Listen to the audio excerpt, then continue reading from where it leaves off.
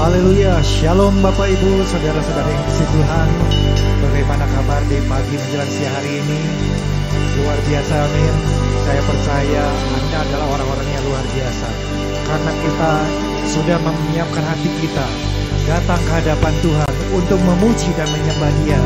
Dan pagi hari ini bersama-sama kita mau bawa ucapan syukur kita mau bawa penyembahan kita. Untuk itu mari kita siapkan hati, apapun mungkin hari-hari ini apa yang sedang Bapak Ibu gumulkan, tapi mari kita fokus kepada Tuhan. Percayalah, ketika kita sudah melakukan yang terbaik bagi Tuhan, Tuhan akan melakukan yang terbaik bagi kita. Amin. Puji Tuhan, haleluya. Mari kita satukan hati bersama-sama. Kita mau datang menyembah Dia, kita mau angkat pujian kita mau memberikan yang terbaik, kita mau menyenangkan hati Tuhan. Kami datang kepadamu Bapa pagi hari ini dengan hati yang bersyukur. Kami boleh melihat kebaikan-Mu, mengecap setiap kebaikan Tuhan hari lepas hari. Karena pada saat ini kami bawa seluruh hidup kami, biarlah boleh menjadi persembahan yang hidup yang kudus di hadapan Tuhan. Kami bawa pujian kami di hadapan-Mu Tuhan, sebagai ucapan syukur atas kasih setia Tuhan bagi kami. Haleluya.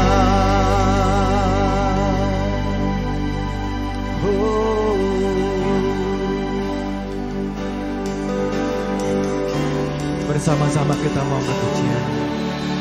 Yesus, sahabatku, Kaulah perlindunganku. Yesus, Kau Rajaku, kota benteng hidupku. Sekalipun ku berjalan di dalam lembah yang gelap, ku tidak takut, sebab Kau besertaku. Sekali lagi panggil nama Yesus. Yesus, sahabatku, Kaulah perlindunganku.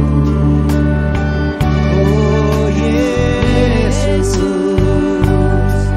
Kau Rajaku, kota benteng hidupku. Sekalipun ku berjalan di dalam lembah yang gelap, ku tidak takut, sebab Kau besertaku. Amin. Ku bersyukur padamu Tuhan, sebab kasih setiamu di dalam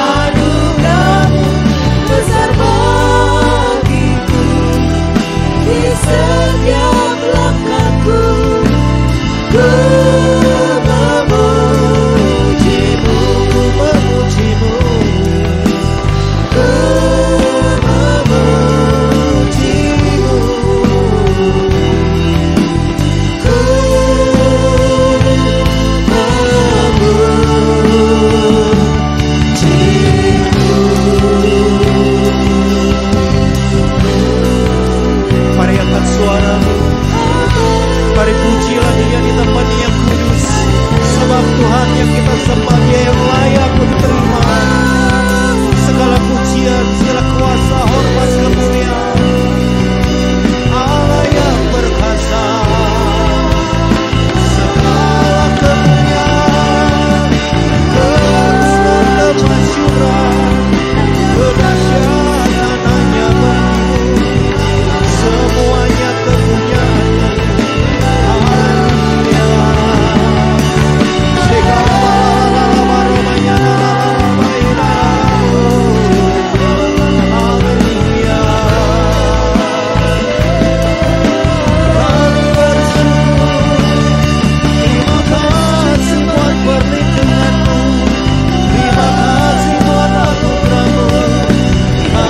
Setiamu yang nyata dalam hidup kami, pertolongan-Mu ya Tuhan selalu ada bagi kami.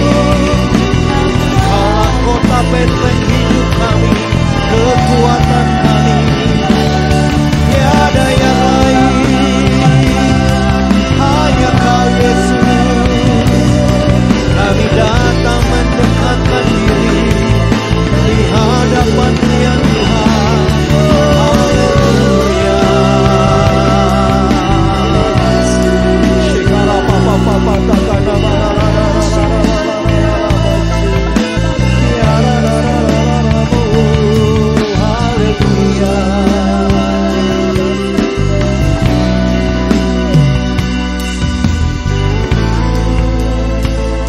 Engkau yang melihat setiap hati kami saat ini.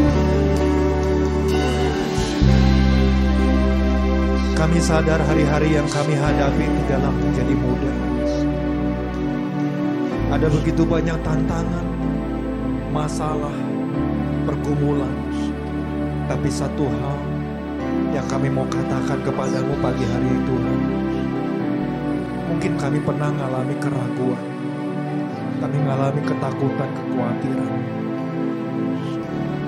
Tapi kami mau berkata, Tuhan, kami mau tetap percaya hanya kepada Engkau. Karena kami tahu Engkau Tuhan Allah yang setia, Allah yang tidak pernah meninggalkan kami.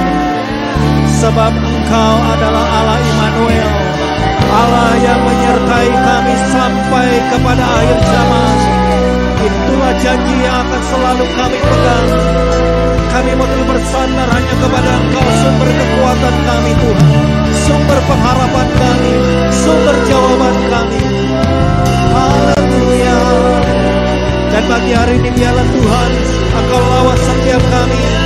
Ada kesembuhan terjadi, ada pemulihan terjadi, kekuatan baru Tuhan berikan bagi kami, sukacita, damai, sejahtera yang dari Tuhan memenuhi hati kami. Haleluya.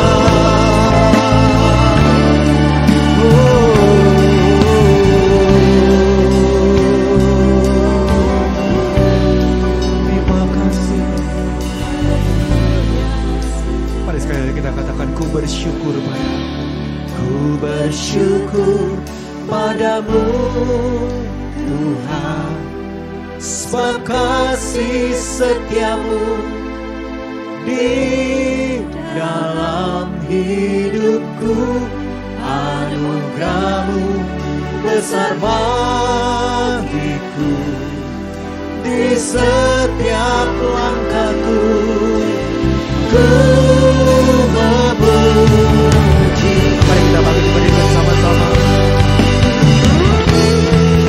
Bersyukur padamu Tuhan, sebab kasih setiamu anugerahmu besar bagiku, di setiap langkahku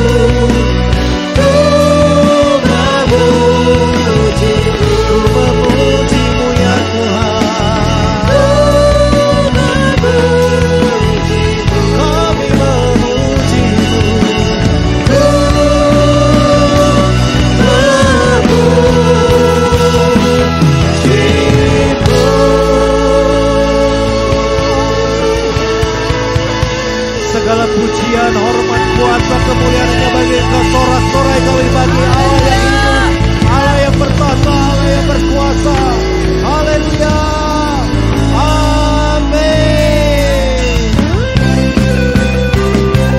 Saya melihat orang-orang yang mengalami kemenangan bisa lambaikan tangan. Apapun badai yang sedang menghadapi, saudara percayalah hanya kepada Tuhan Allah yang setia. Haleluya. Bersama-sama kita angkat pujian ini. Walau badai menerpa setiap langkahku, namun ku percaya Kau besertaku.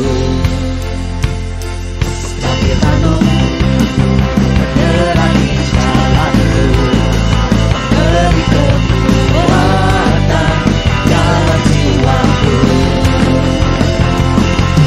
Yesus, Allah jawaban, bersamamu bukan selalu menang, takkan ku goyah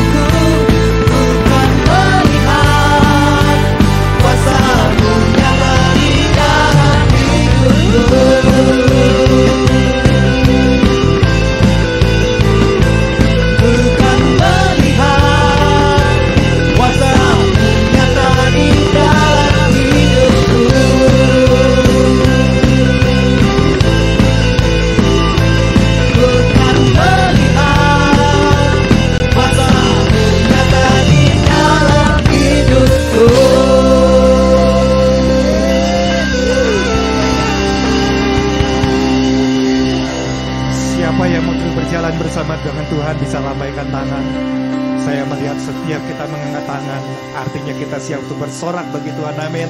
Kita mau mengalami kuasa yang dari Tuhan. Boleh kita alami dalam hidup kita, sebab Dia adalah gunung batu kita. Haleluya.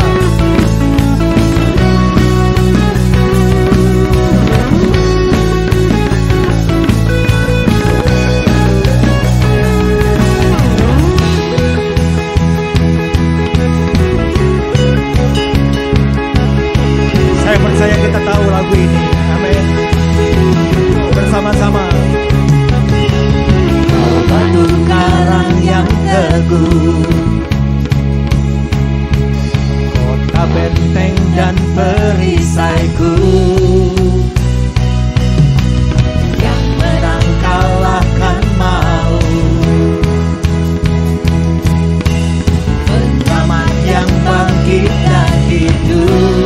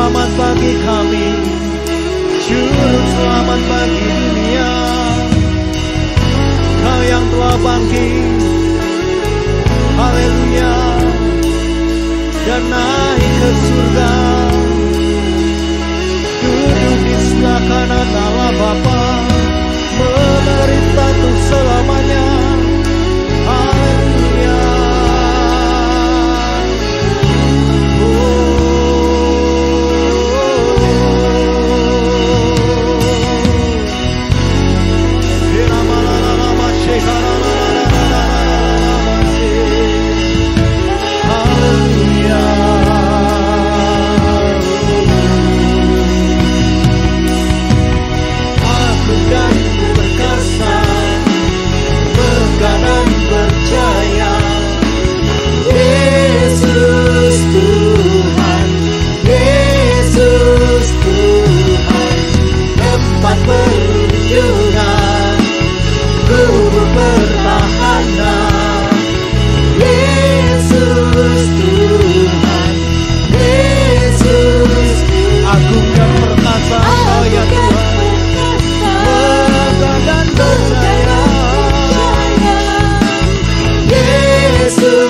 Tuhan, Yesus Tuhan, tempat perlindungan, tubuh pertahanan, Yesus. Mari sekali lagi katakan agung dan perkasa. Agung dan perkasa, megah dan percaya, Yesus Tuhan, Yesus Tuhan, tempat perlindungan, tubuh pertahanan, Yesus Tuhan, Yesus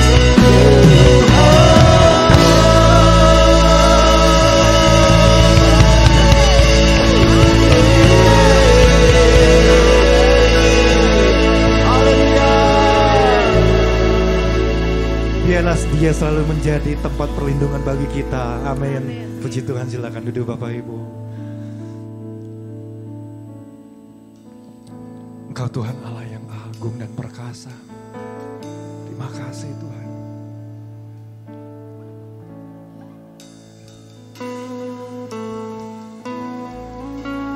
Pagi hari ini kami mau terus membangun keterhubungan dengan Engkau.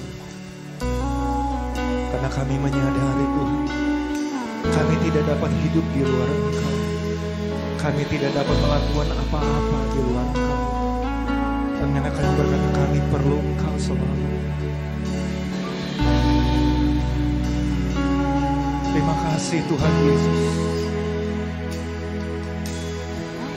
kasih-Mu layakkan seluruh hidupku, mampukan ku melakukan yang Kau inginkan. Tak bisa ku terlepas, Kau menggenggam tanganku, ingin lebih mengenal pribadi-Mu. Kasih-Mu ya Tuhan, kasih-Mu layakkan seluruh hidupku, mampukan ku melakukan yang Kau inginkan. Tak bisa ku terlepas, Kau menggenggam tanganku, ingin lebih mengenal pribadi-Mu.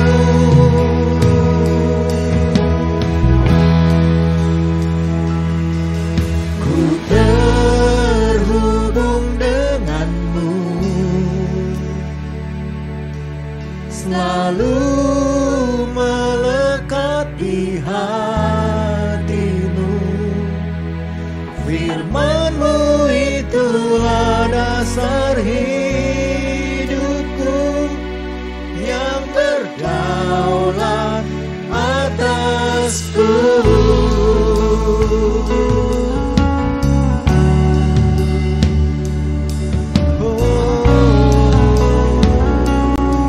Kasih-Mu ya Tuhan, kasih-Mu layakkan seluruh hidupku, mampukan ku melakukan yang Kau inginkan.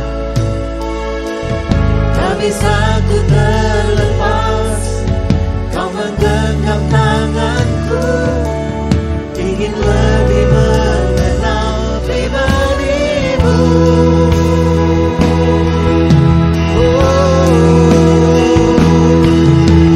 Terhubung denganmu, selalu melekat di hatimu. Firman-Mu itulah dasar hidupku, yang berdaulat atasku.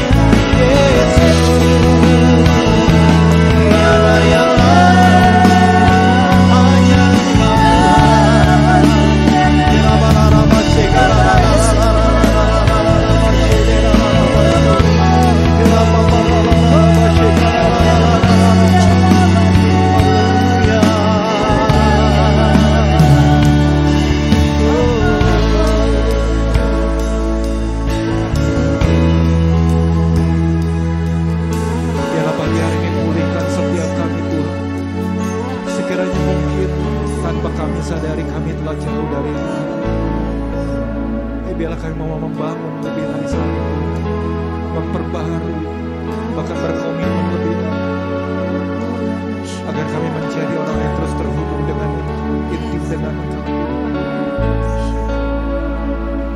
kami mau mengambil bagian yang terbaik bagi Tuhan, duduk dekat kaki Tuhan untuk mendengar suara, mendengar perkataan firman-Mu, biar itu selalu menjadi dasar bagi hidup. Bersama-sama katakan, ku terhubung. Ku terhubung denganmu, selalu melekat di hatimu. Firman-Mu itulah dasar hidupku yang berdaulat atasku. Mari kita pagi ini bersama-sama katakan sekali lagi dengan kesemuan hatimu, ku terhubung denganmu. Ku terhubung denganmu, selalu melekat di hatimu. Firman-Mu itulah dasar hidupku yang berdaulat atasku. Firman-Mu itulah dasar hidupku yang berdaulat atasku. Firman-Mu itulah dasar hidupku yang berdaulat atasku. Kita beri tepuk tangan buat Tuhan Yesus. Haleluya, haleluya, haleluya. Sungguh kami mengucap syukur ya Bapa di dalam nama Yesus Kristus. Betapa pentingnya kami sebagai orang percaya untuk terhubung dengan Engkau sebagai sumber kehidupan kami Tuhan. Bukankah firman Tuhan katakan bahwa Engkaulah pokok anggur yang benar dan kami adalah carang-carangnya. Betapa carang perlu menempel senantiasa kepada pokok anggurnya sehingga kami dapat mengalami aliran-aliran pertumbuhan daripadamu ya Tuhan, dan mengalami segala yang baik daripadamu ya Bapa. Itulah sebabnya kami mau terus berjalan bersama Engkau Tuhan. Kami gak mau menjauh daripadamu, kami butuh Engkau. Bapak terima kasih Tuhan Yesus. Dan seperti pagi ini ketika kami datang kepadamu, kami butuh Engkau Tuhan, kami butuh perkataanmu. Karena firman-Mu adalah pelita buat kaki kami, terang buat jalan kami. Kami bisa melangkah dengan tepat seperti yang Tuhan kehendaki waktu kami berjalan sesuai dengan firman-Mu ya Tuhan. Itulah sebabnya berbicaralah buat kami pada pagi menuju siang ini Tuhan. Biarlah kami dibukakan, disingkapkan supaya kami paham apa yang menjadi kehendak-Mu ya Bapa. Kami datang siap untuk dibangun, kami datang untuk siap ditegur. Kami datang siap untuk diperingati. Ke dalam tangan-Mu kami serahkan seluruh jalannya pemberitaan ini Tuhan. Dan semua berfokus hanya kepada-Mu saja Tuhan. Segala pujian, segala hormat hanya bagi Yesus. Setiap kita Bapak Ibu Saudara siap dengar firman Tuhan. Sama-sama kita katakan amin. Kita beri tepuk tangan buat Tuhan Yesus. Haleluya, haleluya. Shalom Bapak Ibu Saudara. Nah, gimana kabarnya? Oh luar biasa ya. Saya melihat wajah-wajah yang antusias untuk dengar firman Tuhan. Oke. Tanpa berpanjang-panjang saya mau menyampaikan apa yang jadi pesan Tuhan buat saya Bapak Ibu dan Saudara pada pagi hari ini. Pesan Tuhannya adalah buatlah pilihan yang benar setiap waktu. Buat apa? Pilihan. Pilihan yang seperti apa? Yang benar. Kapan? Setiap waktu. Nah Tuhan mau buat pilihan yang benar setiap waktu. Waktu kita berjalan dalam satu hari ada ternyata Bapak Ibu Saudara, kalau kita perhatikan ada begitu banyak pilihan-pilihan yang harus kita ambil. Nah Tuhan bilang buat pilihan yang benar setiap waktu. Ya. Oke, saya mau ajak kita buka satu ayat firman Tuhan yang gak asing buat kita. Yosua 24 ayat 15, saya mau ajak kita baca sama-sama. Secara bersama-sama satu ayat ini, 1, 2, 3. Tetapi jika kamu anggap tidak baik untuk beribadah kepada Tuhan, pilihlah pada hari ini kepada siapa kamu akan beribadah. Allah yang kepadanya nenek moyangmu beribadah di seberang sungai Efrat, atau Allah orang Amori yang negerinya kamu diami ini. Tetapi aku dan seisi rumahku, kami akan beribadah kepada Tuhan. Bapak Ibu Saudara, waktu Joshua mengatakan ini kepada umat Israel, kondisi umat Israel sudah boleh dikatakan dalam keadaan mapan. Mereka sudah menduduki tanah perjanjian. Dan kita tahu kan, perjalanan 40 tahun dipimpin Musa, kemudian terjadi pergantian kepemimpinan. Nah, Joshua yang membawa masuk bangsa itu masuk ke tanah perjanjian. Dan pada waktu mereka masuk dalam tanah perjanjian, ada penduduk-penduduk asli yang mereka harus kalahkan. Dan setelah itu ada pembagian wilayah atas suku-suku Israel. Nah, kondisi ini itu semua sudah terjadi. Mereka sudah menempati wilayah-wilayah yang sudah dibagi antar masing-masing suku. Namun Joshua melihat dari kehidupan rohani bangsa Israel, ada beberapa keragaman. Yang pertama, dia melihat ada umat Israel yang setia sama Tuhan, beribadah kepada Tuhan dengan segenap hati, dengan segenap kekuatan, dengan segenap jiwa memuji, memuliakan Tuhan. Dan itu adalah hal yang luar biasa. Itu yang pertama. Tapi Joshua juga melihat ada umat Israel yang berkata bahwa dia adalah umat Tuhan, tapi dia masih menyembah kepada dewa-dewa, kepada para Allah, ya, Allah daripada penduduk asli. Mereka sembah itu sambil diri mengatakan mereka umat Tuhan. Ada satu macam lagi yang Joshua lihat. Dia melihat ada orang-orang Israel yang di satu sisi menyembah kepada Tuhan, pada saat yang sama juga dia menyembah kepada Allah yang lain atau mempercayai hal-hal yang berkaitan dengan kepercayaan yang lain. Bukankah Bapak Ibu Saudara, kalau kita lihat di dalam kehidupan orang percaya di masa sekarang, kadang kita melihat ada 3 hal tadi kan. Ada orang-orang umat Tuhan yang sungguh-sungguh menyembah kepada Tuhan dan hanya berfokus kepada Tuhan.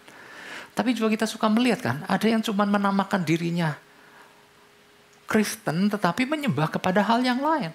Tapi ada juga yang berbarengan, menyembah Yesus juga tapi mempercayai hal-hal yang berkaitan dengan kepercayaan yang lain. Campur aduk. Nah, itu yang dilihat Joshua pada waktu itu. Wow.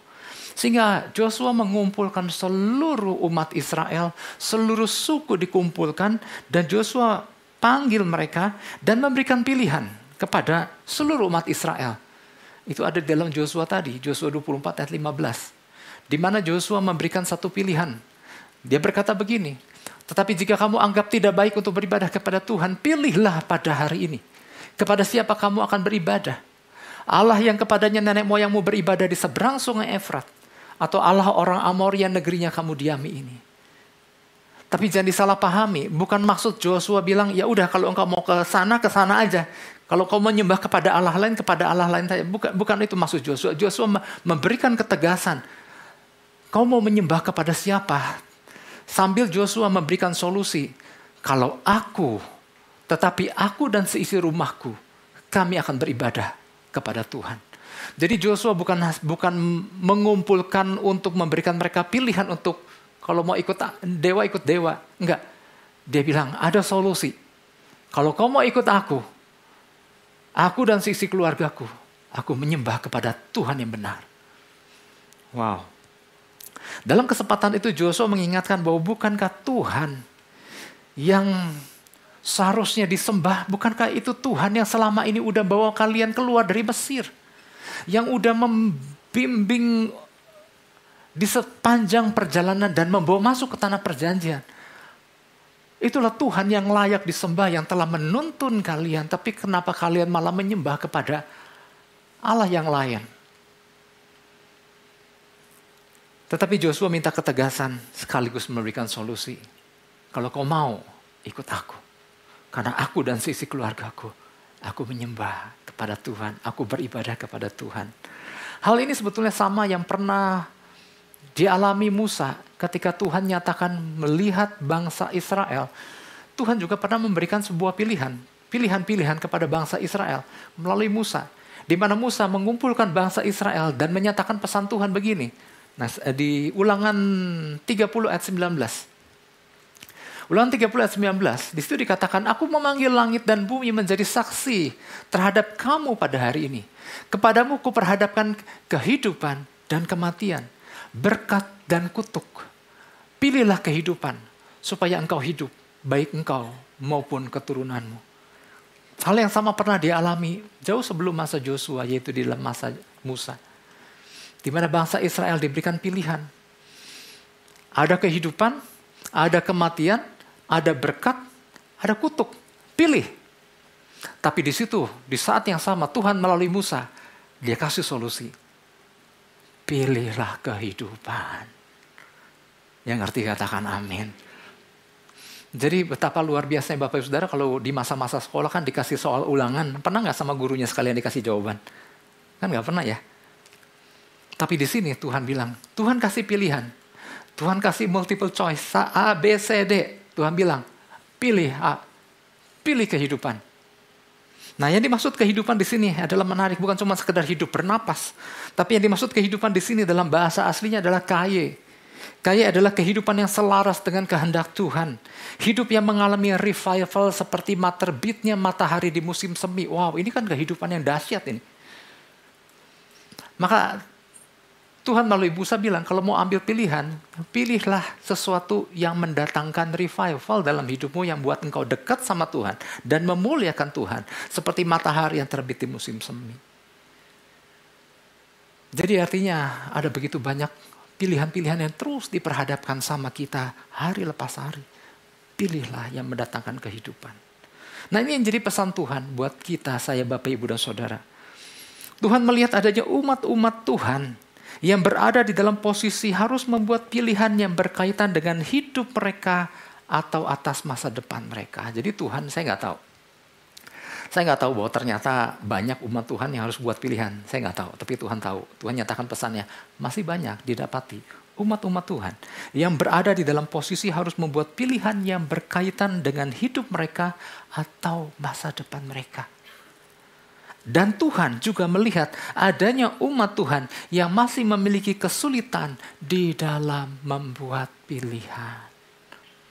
Saya nggak tahu adanya di antara kita mungkin yang masih sulit membuat pilihan yang tepat, tapi Tuhan tahu. Tuhan bilang, ada umat Tuhan yang masih memiliki kesulitan di dalam membuat pilihan. Apapun yang harus dipilih, Bapak Ibu Saudara, entahkah pilihan mengenai pekerjaan, mengenai usaha, atau mengenai pasangan hidup, atau mengenai masa depan selanjutnya seperti apa, dan berbagai pilihan dalam posisi kita sebagai orang percaya di dalam mengiring Tuhan. Tuhan katakan, buat keputusan yang benar. Buat apa? Buat keputusan yang benar. Namun Tuhan juga bukan cuma sekedar bukan sekedar menyuruh kita buat keputusan yang benar. Tuhan udah kasih solusinya. Buat keputusan atau pilihan yang mendatangkan kehidupan tadi, kaye tadi. Yang mendatangkan kehidupan yang mendatangkan revival. Yang menjadikan Tuhan sebagai raja, seperti matahari yang terbit di musim semi. Atau buat satu keputusan, aku dan seisi keluargaku, aku akan beribadah kepada Tuhan. Bapak Ibu Saudara, saya mau jelaskan tentang yang tadi Joshua katakan. Tetapi aku dan seisi keluargaku, kami akan beribadah kepada Tuhan. Dalam Alkitab bahasa Indonesia, dipakai kata beribadah. Dalam Alkitab bahasa Inggris, dipakai serve the Lord. As for me and my family, we will serve the Lord. Pakai kata yang Indonesia pakai beribadah, yang bahasa Inggris dipakai kata melayani Tuhan. Tapi mari kita lihat, bahasa aslinya bilang apa? Di dalam bahasa aslinya, kata yang dipakai tadi, beribadah tadi adalah abad. Abad itu ditulisnya aubat. Ya. Abad ini artinya bukan sekedar datang beribadah, seperti yang sering diartikan. Yang penting kan kami sudah beribadah Pak, sama keluarga. Ya, nggak salah dengan itu, tetapi arti kata abad itu adalah bukan cuma sekedar datang beribadah, tapi di situ ada artinya, kata abad adalah tunduk dan mengabdi kepada Tuhan sebagai hamba yang setia.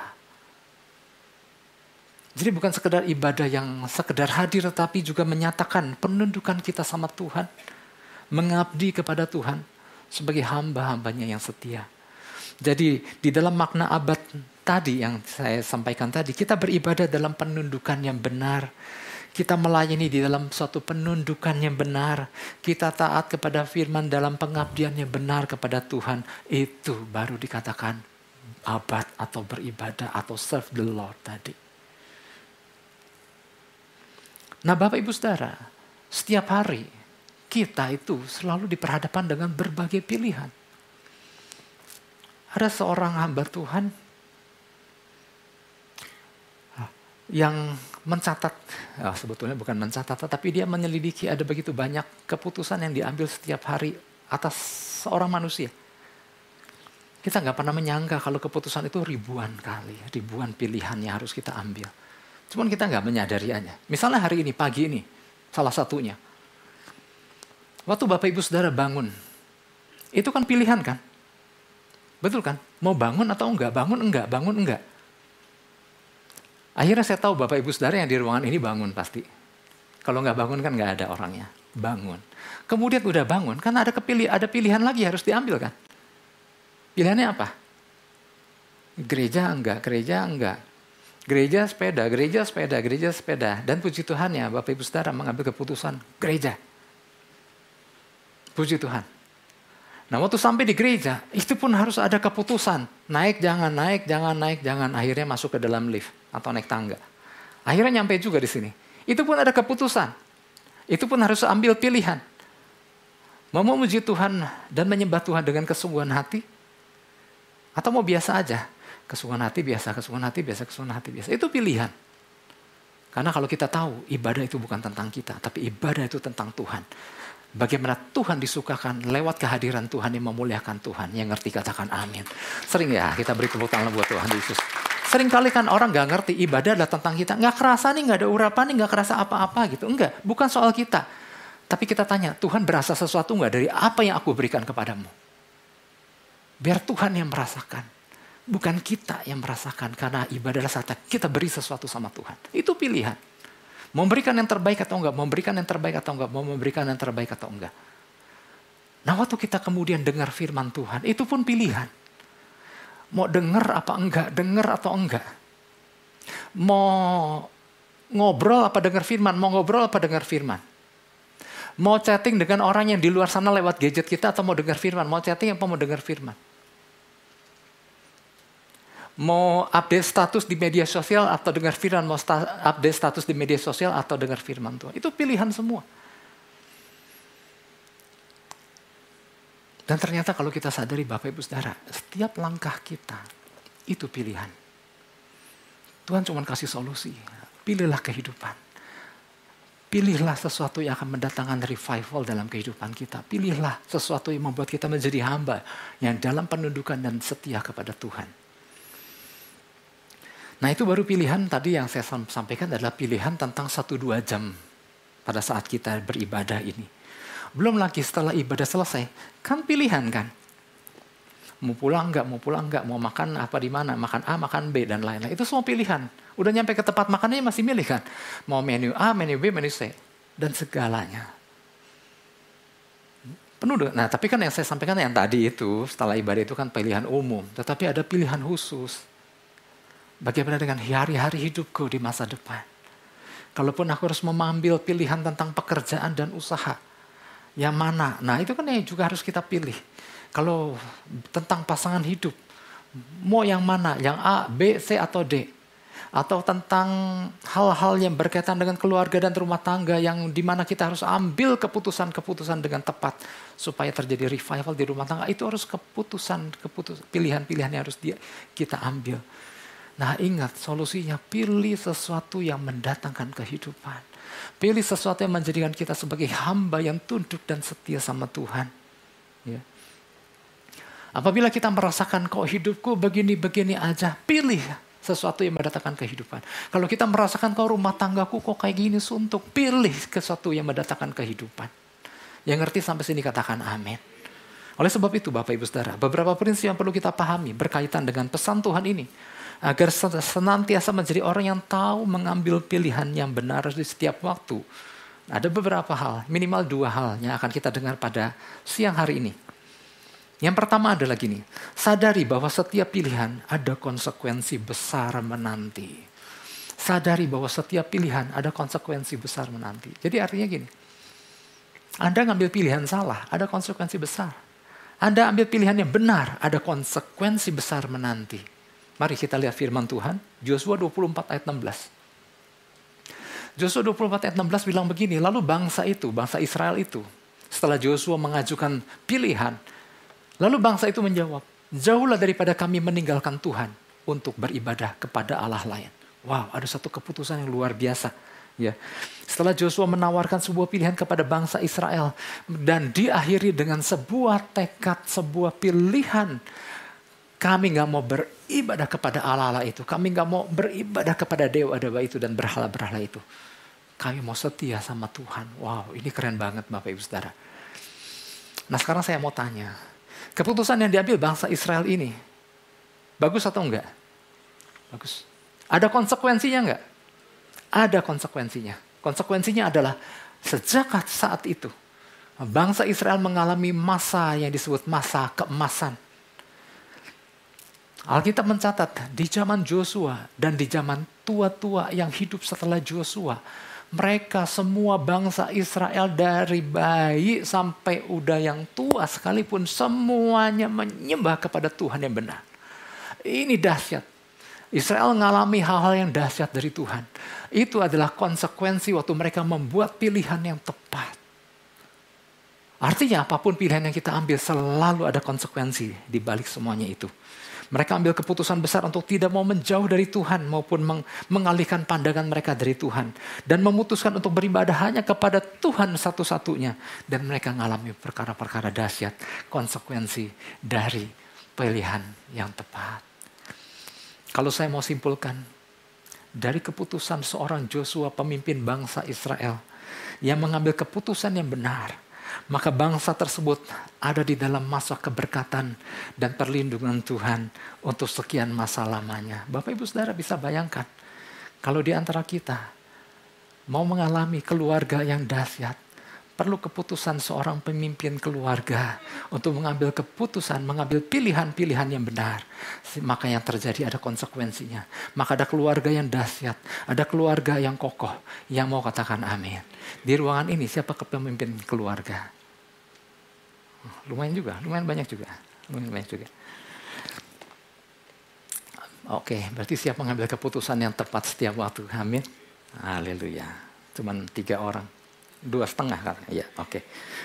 Nah Bapak Ibu Saudara, dari sekian banyak faktor yang mempengaruhi pengambilan keputusan kita, nah kita juga harus perlu memperhatikan ada faktor-faktor yang cukup besar mempengaruhi. Minimal ada 2. Yang pertama, faktor emosi. Jangan ambil keputusan pada waktu dalam keadaan emosi.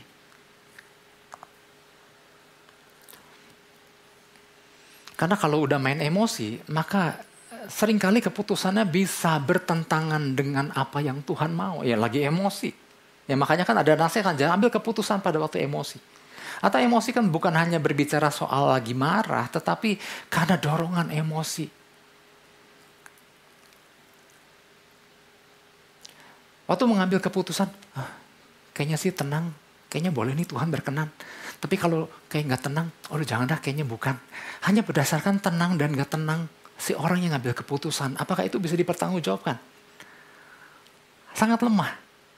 Atau ada orang mengambil keputusan, kalau damai sejahtera itu dari Tuhan Pak, kalau bukan damai sejahtera itu bukan dari Tuhan.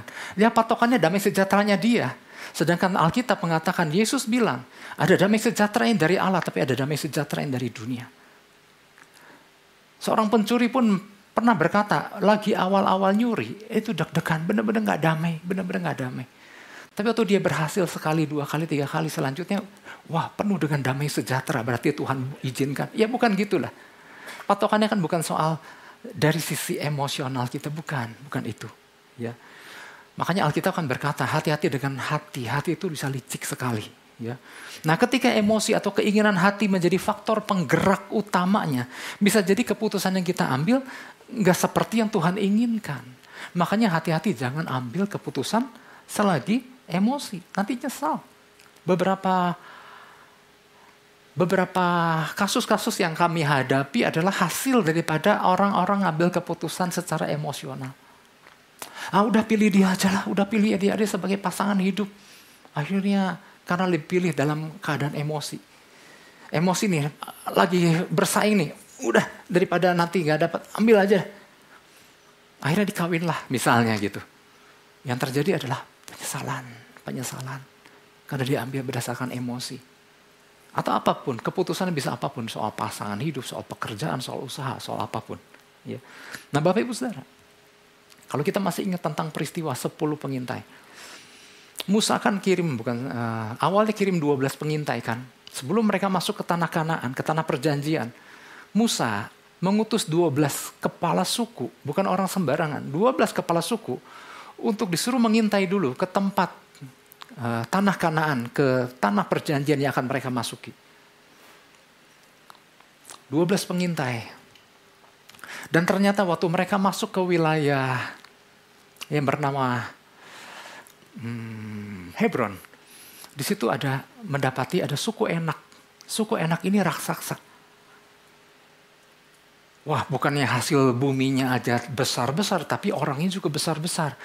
Dan ini membuat 10 pengintai menjadi takut. Wow, nanti kalau kita masuk ke sini, kita bisa dimakan sama raksasa ini. Jadi waktu mereka pulang mengintai, mereka lapor sama Musa. Dan yang 10 ini bukan membocorkan, 10 ini berkata busuk kepada seluruh bangsa Israel. Negeri yang akan kita masuki, ada raksasa. Kalau kita masuk sana nanti kita akan dimakan. Apalah kita hanyalah belalang. Mereka secara emosi memutuskan, enggak mau masuk. Tapi seandainya mereka merenungkan, bukankah ada janji Tuhan yang berkata, aku akan membawa masuk mereka ke tanah yang dijanjikan Tuhan. Joshua dan Kaleb, 2 pengintai yang lain, mereka nangkap itu. Betul ada raksasa, tapi kan Tuhan udah berjanji bahwa kita masuk, maka kita pasti akan masuk. Dan raksasa itu akan aku telan habis. Wow, dahsyat. Nah Bapak Ibu Saudara, keputusan yang diambil 10 pengintai, ada konsekuensinya enggak? Ada. Mati mereka saat itu. Tuhan marah. Dan akibatnya perjalanan yang seharusnya ditempuh dalam waktu singkat, 40 hari pengintaian menjadi 40 tahun perjalanan. Nah konsekuensi yang dialami Joshua dan Kaleb, mereka masuk tanah perjanjian. Setiap pilihan yang kita ambil, ada konsekuensi besar di dalamnya. Ya. Itu yang pertama, jangan ambil keputusan karena ada faktor ketika melibatkan faktor emosi. Faktor yang kedua adalah ketika ada impian yang dunia tawarkan. Dunia ini menawarkan sesuatu yang wow, sesuatu yang menggiurkan Bapak Ibu. Ya, dunia tahu banget selera daging dan dunia tawarkan itu. Ya. Namun seperti kata firman Tuhan, jangan terpukau oleh kemewahan-kemewahan atau kenikmatan-kenikmatan ditawarkan daging. Karena itu bisa berujung kepada maut. Ya. Dunia menawarkan kesuksesan terkenal, ya, kaya raya dan lain-lain. Nggak salah dengan itu, tetapi itu bisa menjadi salah. Waktu kita apa? Waktu kita lebih tertarik dengan perkara-perkara itu dan terobsesi untuk mencapai itu. Kemudian kita mencoba meraih itu semua sampai meninggalkan hubungan sama Tuhan. Bukankah ini banyak seringkali terjadi kan? Demi untuk menggapai apa yang dunia tawarkan, hubungan sama Tuhan menjadi ditinggalkan. Itu sebabnya salah satu faktor penentu di dalam keputusan, di dalam mengambil pilihan. Waktu kita ambil pilihan, jangan dikorbankan hubungan sama Tuhan. Kalau pilihan itu membuat kita jauh dari Tuhan, maka jangan diambil. Ya. Kemudian waktu menggapai apa yang dunia tawarkan, kemudian kita menggunakan segala cara. Kemudian nasihat firman Tuhan kita anggap udah menjadi penghalang. Gara-gara firman Tuhan sih, jadi ini nggak boleh, itu nggak boleh. Padahal firman Tuhan adalah penuntun buat kita. Nah Tuhan mau. Jangan begitu mudah terpukau untuk apa yang dunia tawarkan. Bapak Ibu Saudara, tadi pagi saya sempat jelaskan bahwa di negara Inggris, entah di kota mana, ada satu wilayah yang namanya Bolton Street. Streetnya bukan street jalan ya, pakai D. Bolton Street. Itu adalah nama sebuah sungai, nama sebuah kawasan. Kawasan itu begitu indah. Padang rumput yang begitu indah dan di tengahnya ada sungai yang begitu bening dan menyegarkan. Nggak terlalu lebar, hanya 1,8 meter, tetapi itu melintas dengan begitu indahnya. Jadi gini Bapak Ibu Saudara, untuk membayangkan itu, orang yang ada di situ udah pasti pengen jebur. Waduh, yang namanya air yang begitu segar. Jangankan jebur, ingin minum sekalian karena begitu indahnya. Banyak orang yang tertarik untuk berenang di situ. Tetapi masyarakat di sana tahu, gak ada yang berani berenang. Kenapa? Karena ternyata di balik tawarannya menggiurkan tentang kebeningan air dan hijaunya rumput, di dalamnya ada arus besar. Memang di dalamnya tuh ada terowongan, ada gua, ada sesuatu yang indah, tetapi arusnya begitu kuat dan banyak korban yang meninggal di wilayah situ. Jadi sesuatu yang tampak indah. Kalau nggak kita punya hikmat di dalam mengambil keputusan, jangan sampai terseret dan ujungnya binasa. Ya. Itulah Bapak Ibu Saudara, 2 faktor yang perlu kita perhatikan pada waktu kita membuat pilihan. Ya, jadi poin yang pertama adalah gini. Sadari bahwa setiap pilihan ada konsekuensi besar menanti. Itu yang pertama. Yang kedua, sadari bahwa Tuhan memiliki rencana yang terbaik bagi kita. Katakan amin. Sadari bahwa Tuhan memiliki rencana yang terbaik bagi kita. Tuhan tuh, punya rencana indah bagi setiap masing-masing kita. Yang percaya katakan amin. Ya. Oke, nanti saya jelaskan. Yosua 24 ayat 17. Tadi kan Yosua 24, 15, 16, poin 1, nah sekarang 17. Sebab Tuhan Allah kita, Dia Allah yang telah menuntun kita dan nenek moyang kita dari tanah Mesir, dari rumah perbudakan, dan yang telah melakukan tanda-tanda mujizat yang besar ini di depan mata kita sendiri, dan yang telah melindungi kita sepanjang jalan yang kita tempuh, dan di antara semua bangsa yang kita lalui. Bapak Ibu Saudara, setelah umat Israel sepakat untuk berlaku setia sama Tuhan, Yosua menjelaskan kembali bahwa selain kalian punya Tuhan yang dahsyat, Tuhan itu adalah Bapakmu yang begitu sayang sama engkau. Bayangkan engkau dituntun dari Mesir, keluar dari perbudakan, kemudian dibawa menuju tanah perjanjian, dan sepanjang perjalanan engkau dijagai, engkau disediakan. Ada tiang awan, tiang api yang berjalan begitu jelas di depan. Kemudian ada makanan, embun dari surga turun. Ada minuman, ada daging, ada proteksi dari musuh-musuh yang mencoba menyerang Israel dan sampai masuk tanah perjanjian. Dari ujung ke ujung, membuktikan bahwa Tuhan begitu mengasihi umatnya. Tuhan punya rencana dahsyat buat umatnya. Ini adalah sama dengan apa yang kita alami di masa sekarang. Perjalanan kita iring Tuhan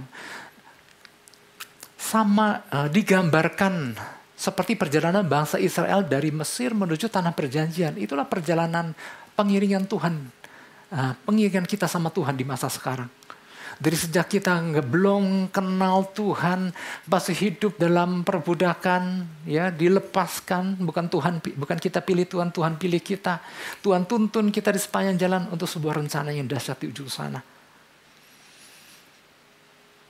Nah, kalau kita tahu Tuhan punya rencana begitu dahsyat, maka udah pasti jangan jauh-jauh daripadanya. Di awal tahun kalau kita masih ingat ada pesan Tuhan. Pesan Tuhannya diambil dari Mazmur 139 ayat 16. Dalam kitabmu tertulis semua hari-hari yang akan dibentuk. Di sini ada nih ya. Matamu melihat selagi aku bakal anak. Dan dalam kitabmu semuanya tertulis hari-hari yang akan dibentuk. Sebelum ada satupun daripadanya. Dulu pernah dijelaskan ini. Bahkan Tuhan punya rencana sekali lagi kita masih bakal anak. Selagi kita masih embrio di dalam kandungan ibu kita dulu. Tuhan udah dalam kitabnya, Tuhan sudah menulis hari-hari tentang kita. Dan kalau Tuhan yang tulis, itu bukan hari-hari biasa. Hari-hari dahsyat. Katakan amin. Wow, itu dahsyat sekali. Hari-hari yang penuh dengan kemenangan. Itulah sebabnya Tuhan mau kita terus berjalan bersama Dia. Sehingga waktu kita berjalan bersama Dia, maka kita akan membuat pilihan-pilihan dengan mudah. Yang selaras dengan jalannya Tuhan. Yang selaras dengan maunya Tuhan. Karena kalau kita buat keputusan maunya kita, itu lagi berjalan sama Tuhan tuh bisa membelah. Oleh sebab itu Tuhan mau kita terus berjalan bersama Tuhan. Kalaupun ada pilihan, kalaupun ada keputusan harus kita ambil, kita perlu waktu berkonsultasi sama Tuhan. Mungkin perlu waktu. Supaya kita pasti untuk mengambil keputusan yang selaras, yang mendatangkan kehidupan. Dari A sampai Z-nya kita, itu sudah tertulis dalam buku itu. Dan Tuhan udah tahu. Dan kedatangan yang kita tahu, kedatangan Tuhan kan semakin dekat. Meskipun kita nggak tahu kapan. Pilihannya gini. Antara kita masih hidup, Tuhan datang dan kita terangkat. Atau Tuhan belum datang, kita udah keburu mati di dalam Kristus. Yang dua-duanya adalah indah. Tapi kita nggak tahu. Nah, bagian kita adalah supaya kita bisa mengalami sesuatu yang dahsyat antara kita mati di dalam Kristus atau kita terangkat. Maka pilihan demi pilihan yang tepat itu yang harus kita ambil sepanjang hari-hari hidup kita. Bapak Ibu Saudara, kalau kita ingat peristiwa 5 gadis bijak, 5 gadis bodoh ya di Matius 25 itu. Kan ada yang bodoh, ada yang bijak. Ya. Yang bodoh itu nggak masuk ketika mempelai datang. Kenapa? Karena ternyata yang bodoh itu membuat satu pilihan yang tidak tepat. Yaitu nggak bawa minyak cadangan. Jadi Bapak Ibu Saudara, ada gadis bijak, 5 gadis bijak ini. 5 gadis bijak, 5 gadis bodoh, 10 gadis ini semua membawa pelita. Dan di dalam pelita itu ada minyak, makanya bisa nyala. Tetapi bedanya kenapa yang bijak disebut bijak? Karena dia bawa minyak cadangan. Yang bodoh, dia juga bawa pelita. Dan pelita itu awalnya nyala. Tetapi karena nggak bawa minyak cadangan. Sedangkan mempelainya nggak tahu kapan datang. Maka yang terjadi, waktu mempelai menjelang datang, mereka kehabisan minyak. Nah oleh sebab itu, ini berbicara buat kita nggak tahu kapan Tuhan datang. Yang Tuhan inginkan, hari-hari yang kita jalani, ambil pilihan-pilihan yang membuktikan bahwa kita siap menantikan kedatangannya. Yang ngerti katakan amin. Pagi tadi saya sempat menyampaikan satu kisah. Lagi-lagi ini terjadi di Inggris, orang Inggris. Namanya, masih ingat namanya? Oh enggak, seberapa. Yang ikut ibadah kan cuma beberapa. Namanya adalah Sir Ernest Shackleton. Ernest Shackleton ini adalah seorang Inggris yang mengadakan sebuah perjalanan besar. Dia membawa sejumlah kru ke Antartika, artinya wilayah kutub yang sangat dingin. Ketika dia ada di wilayah sana, seketika itu juga ada sesuatu yang terjadi di mana dia harus segera ke Inggris. Nah, ada sebuah keputusan yang harus dia ambil, dia menurunkan sebagian besar dari krunya di sebuah pulau di daerah Antartika yang namanya Elephant Island, Pulau Gajah. Nanti pulang buka peta ya, jangan buka di sini. Nah, jadi sejumlah kru diturunkan di sana dan dia berkata, nanti aku jemput. Tapi aku harus ke Inggris dulu. Ini kapal laut. Begitu selesai urusanku di Inggris, kalian aku jemput. Kalian lakukan apa yang harus dilakukan di pulau itu. Nah, kita bisa bayangkan kan, perlu waktu kan. Dan di masa itu, alat komunikasi kan nggak ada kan. Nggak kayak kita kan, cuma langsung ngobrol gitu kan. Artinya setelah ditinggalkan, pulanglah Shackleton ke Inggris. Nah di Inggris selesai urusannya. Nah itu pun nggak dijelaskan berapa lama, tapi yang pasti nggak tahu berapa lama. Dan kemudian selesai urusannya, Shackleton kembali menjemput. Dan itu butuh waktu kan. Dan pada waktu udah mendekati daerah Antartika, ada begitu banyak halangan-halangan. Jadi kadang-kadang gini, kalau es begitu membeku, maka lautan itu sulit dilalui oleh kapal laut. Ketika dia mencoba pertama kali sulit untuk dilalui. Dia perlu waktu menunggu. Kemudian yang kedua, masih sulit karena es begitu keras, begitu membatu di wilayah sana. Sampai yang ketiga dan keempat kali, akhirnya dia berhasil untuk menerobos es dan menuju ke Pulau Gajah tadi. Nah Bapak Ibu, yang menarik, ini kan gak ada komunikasi sama sekali kan, dan gak tahu kapan dia datang. Begitu sampai di pulau apa? Gajah. Antara Eleven sama 11 kan suka terbalik-balik, makanya mendingan Pulau Gajah aja. Nah, begitu sampai mendekati dari kejauhan dia melihat. Dia udah melihat krunya sudah siap, sudah koper, udah beres makanan, semua udah bekal kemah, semua udah terbungkus rapi dan lagi menunggu. Kan dalam hati Shackleton kan, loh mereka kan gak tahu aku kapan datang katanya. Tapi dia gak bertanya seperti itu, begitu nyampe langsung dimuat masuk kapal dan kembali pulang ke Inggris. Nah sampai di Inggris Shackleton bertanya, kalian kan gak tahu kapan aku datang jemput kan? Tapi kenapa engkau sudah bersiap-siap begitu rapih di pinggir dermaga untuk menanti, untuk siap masuk kapal? Lalu anak buahnya, salah satu kepala anak buahnya berkata, kami memang gak tahu kapan engkau datang. Tapi kami membuat pilihan untuk selalu siap tiap hari. Kalau hari itu engkau gak datang, kami buka kembali itu perlengkapan kami. Kami pergi ke tempat di mana kami berkemah atau mendirikan tenda kami. Kami kembali bangun itu. Dan besok pagi, aku memberikan perintah. Barangkali ya, Tuhan kita datang menjemput hari ini.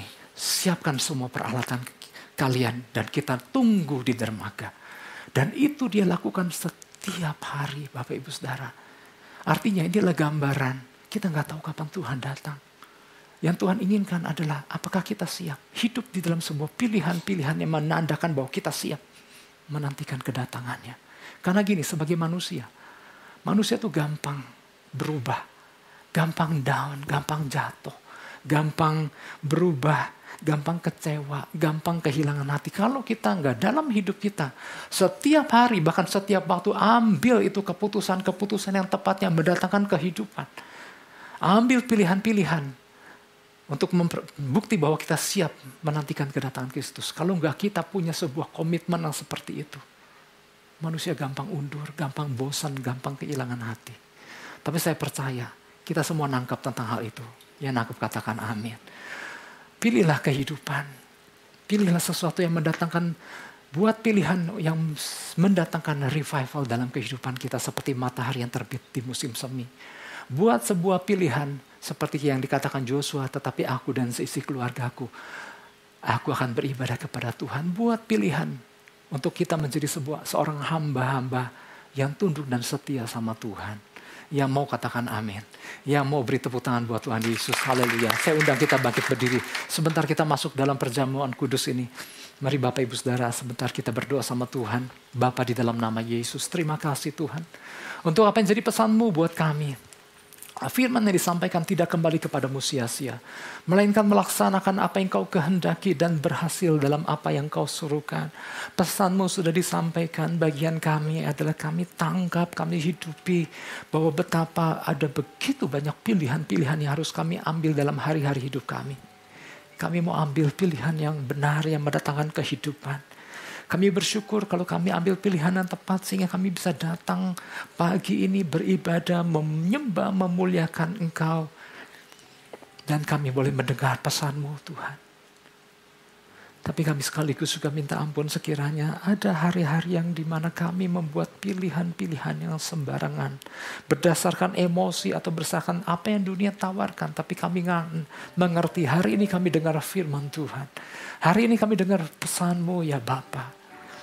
Dan bila itu menjadi tuntunan buat kehidupan kami. Terima kasih Bapa. Segala pujian, segala hormat hanya bagi Yesus. Setiap kita sama-sama kita katakan, amin. Bapak Ibu Saudara, kita udah berdamai sama Tuhan. Sebentar kita masuk dalam perjamuan kudus, kita berdamai dengan sesama. Samping kiri kanan Bapak Ibu Saudara, ada suami, ada istri, ada orang tua, ada anak, ada opa, oma, ada teman sepelayanan. Mari berdamai. Mungkin kita nggak sengaja, dari mulut kita lukai orang.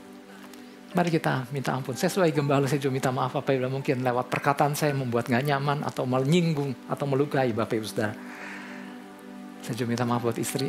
Udah ya tadi pagi, ada anak. Udah.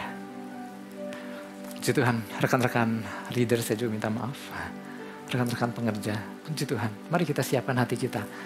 Firman Tuhan katakan, lakukan perjamuan kudus ini untuk mengingat akan Dia. Bapak Ibu Saudara yang belum dibaptis selam, mohon untuk tidak ambil bagian dulu dalam perjamuan kudus ini.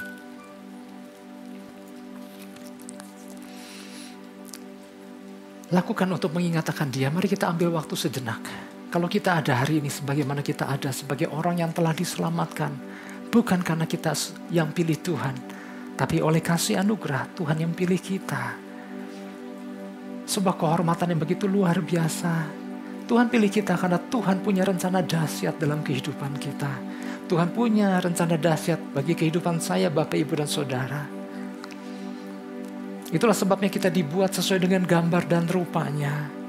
Karena ada tugas yang luar biasa yang hanya bisa dilakukan oleh mereka yang segambar serupa dengan Tuhan. Kita dibuat segambar dan serupa dengan Tuhan karena hanya orang yang dibuat segambar dan serupa dengan Tuhan yang bisa bersekutu intim dengan Tuhan. Kami bersyukur ya Tuhan Yesus untuk Roh Kudus yang Kau berikan buat kami, yang memampukan kami, karena Roh Kudus adalah Roh penolong yang bantu kami dalam segala kelemahan kami. Bapak, terima kasih untuk rencana-Mu yang dahsyat dalam kehidupan kami. Sebentar kami masuk dalam perjamuan kudus, kami mau angkat roti yang ada di tangan kami. Mari Bapak Ibu Saudara kita angkat roti ini tinggi-tinggi. Sebab apa yang telah kuteruskan kepadamu telah aku terima dari Tuhan, yaitu bahwa Tuhan Yesus pada malam waktu Ia diserahkan, Ia mengambil roti. Dan sesudah itu Ia mengucap syukur atasnya, Ia memecah-mecahkannya dan berkata, inilah tubuhku yang diserahkan bagi kamu. Perbuatlah ini menjadi peringatan akan aku. Jemaat yang dikasih Tuhan, bukankah roti yang kita pecah-pecahkan adalah persekutuan dengan tubuh Kristus? Amin. Mari kita memakannya di dalam nama Yesus Kristus.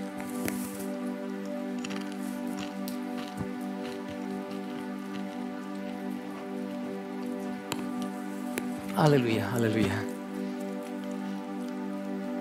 Demikian juga Ia mengambil cawan sesudah makan. Mari kita ambil cawan anggur berisi anggur ini dan angkat ini tinggi-tinggi. Cawan ini adalah perjanjian baru yang dimeteraikan oleh darahku. Perbuatlah ini setiap kali kamu meminumnya menjadi peringatan akan aku. Jemaat yang dikasih Tuhan, bukankah cawan ucapan syukur yang atasnya kita ucapan syukur adalah persekutuan dengan darah Kristus? Amin. Mari kita meminumnya di dalam nama Yesus Kristus. Haleluya, haleluya. Bapak Ibu Saudara, mari kita angkat kedua belah tangan kita kepada Tuhan. Waktu yang gak terlalu lama ini, mari kita gunakan untuk membangun keintiman dengan Tuhan. Ucapkan terima kasih sama Tuhan. Terima kasih untuk pesan yang Kau berikan buat kami Tuhan. Itu yang kami butuhkan, tuntunan-Mu hari-hari hidup kami. Kami butuh diarahkan, kami butuh dituntun. Engkau Bapa yang begitu baik buat kami. Kami butuh perkataan-Mu ya Tuhan. Kami butuh firman-Mu ya Bapa.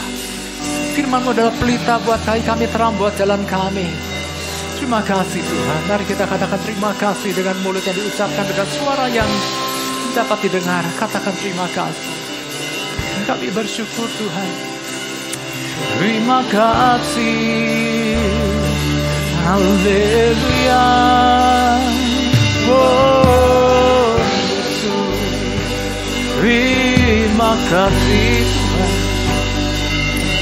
Kasih anugerah-Mu Yesus.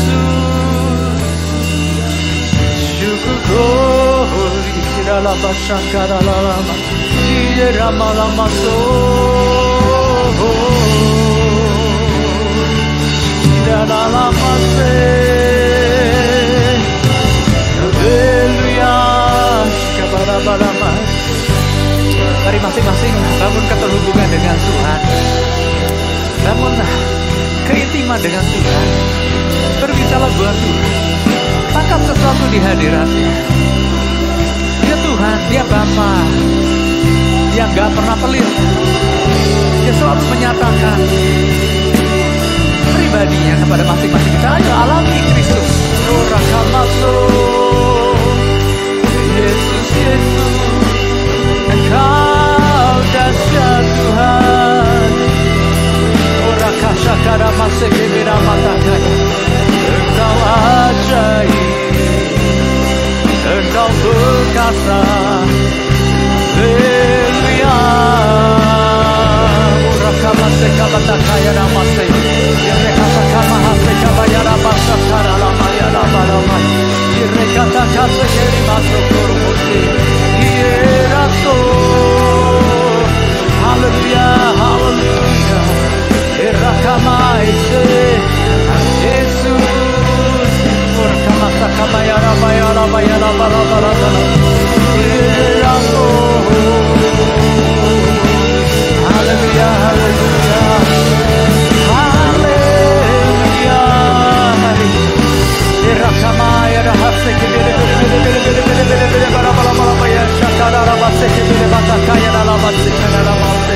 Waktu kita berbahasa, itulah bahasa sandi kita sama Tuhan. Apa yang tidak bisa kita ucapkan, tapi oleh Roh membantu kita dalam segala kelemahan kita menyampaikan kepada Tuhan.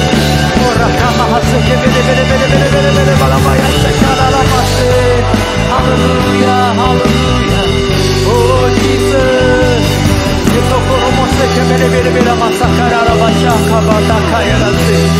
Haleluya, haleluya. Jesus. Haleluya. Oh Jesus.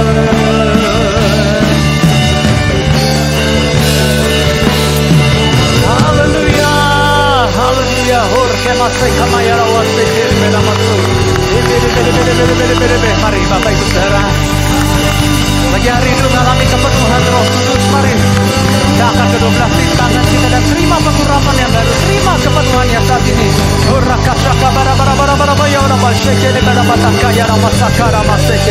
Tuhan hadir tengah-tengah kita. Dan dia menjamah masing-masing daripada setiap kita dan kasih kita kekuatan baru. Terima.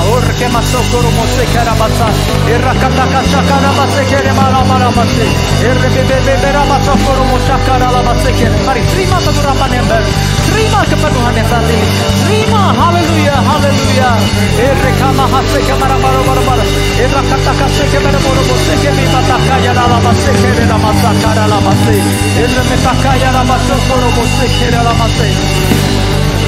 Kepada perempuan Samaria, Yesus katakan bahwa kalau kau minum dari air dari sumur, kau akan haus lagi. Tapi kalau kau minum air yang daripadaku, kau gak pernah haus lagi. Itu akan menjadi mata air dan memancar sampai hidupan yang kekal. Saat kita terima air daripada Tuhan Yesus, maka ada aliran-aliran kesejukan mengalir dalam kehidupan kita. Terima. Haleluya. Oh, rekamase boro-boro baishakara basekera masokoro mosakara labase. Irakata kaya ramayara bayara bayara bayara balaba. Mari terima kepenuhannya saat ini.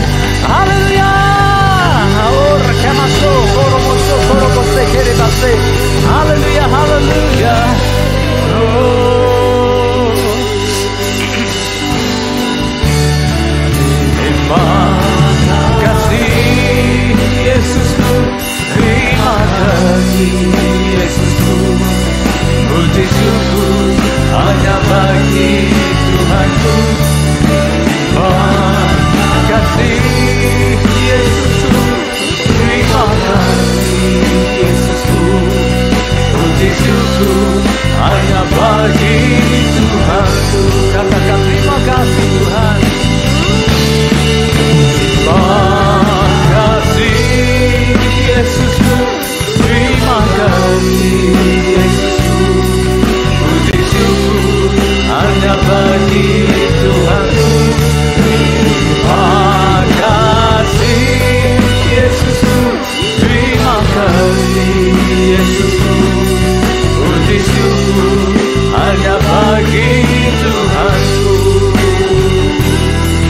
Puji syukur hanya bagi Tuhanku. Puji syukur hanya bagi Tuhanku.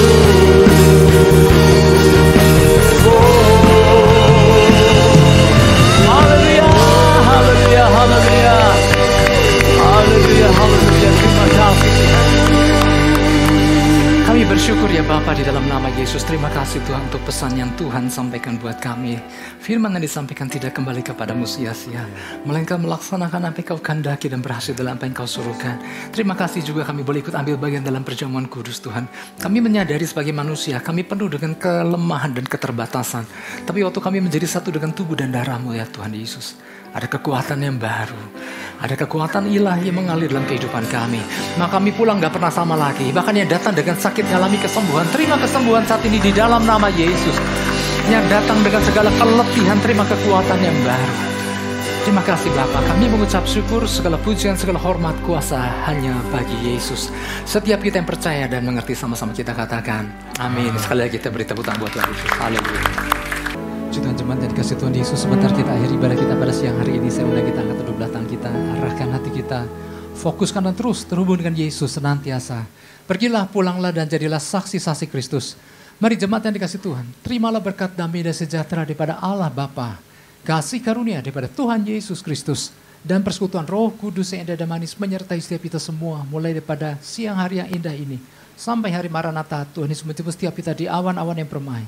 Setiap kita yang percaya menerima, kita sama-sama katakan, amin. Tuhan Yesus berkati.